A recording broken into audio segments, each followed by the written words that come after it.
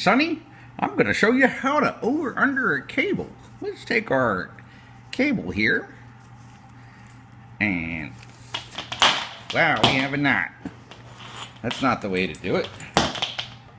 This right here is called a butthole, okay? We don't want buttholes because you have to do this for every butthole in the cable.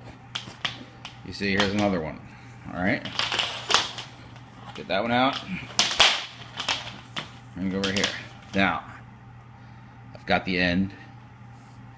This method right here, you see me twisting? That's like, I could do this with this entire cable. I could twist it and you watch.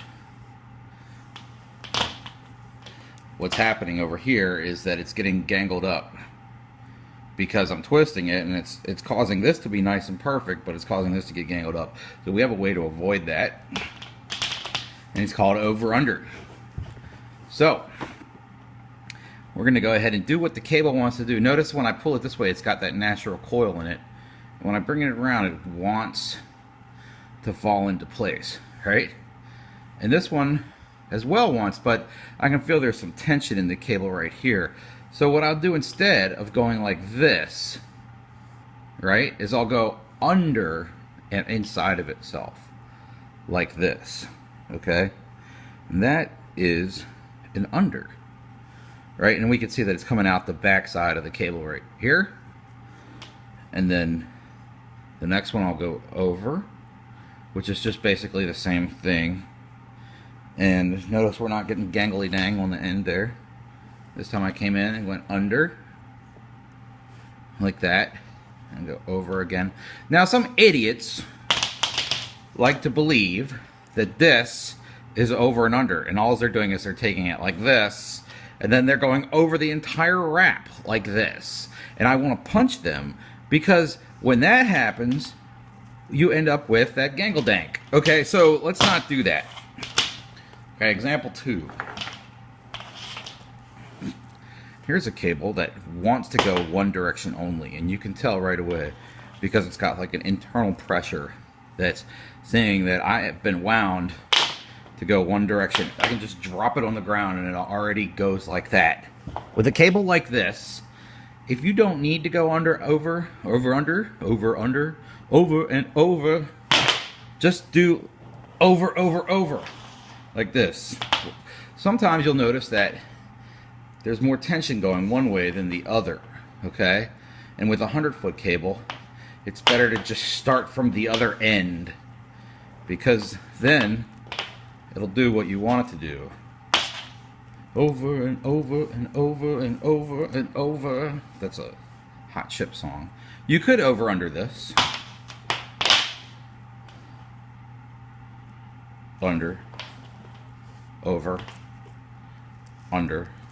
But then again, if it's 300 feet long, you don't need to be tying knots if you aren't tying knots. So that is the over-under tutorial for the day. You know, sometimes if the cable's short enough,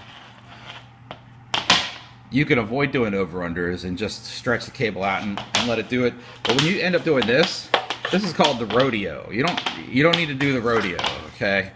If you have to do the rodeo, just over-under. It's not worth it. Like this one just wants to go over, under. I mean under. No, over. Here we go, one more time, one more example. You can get this one. Now, typically, sometimes you'll have a long cable that wants to go over, under. Over,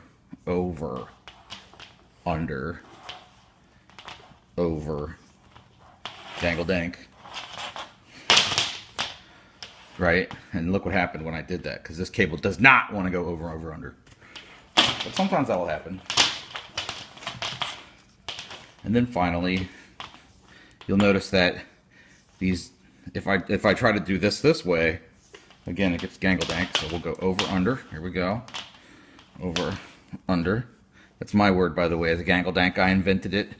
I can be credited with that on the album. And sometimes you need to ungangle dank a little bit just to get to where you're going. Sometimes these cables will get a tension built up in them because they need a tension. And You might end up doing it once and then doing it again, and then getting frustrated with it and doing the rodeo. And it's good to let the thing spin out. Okay, so this knot is a clove hitch. It's going to just get a regular tie, like you were tying your shoes.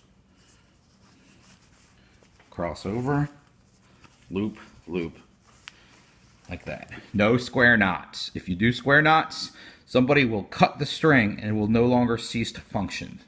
Square knots deserve to get cut. The other thing you want to do is remove any labels that are with the connector, because the labels get built up and they get annoying. As you can see, I'm really good at it. As a matter of fact, I'll just keep this one because it's for my kick drum. There you go.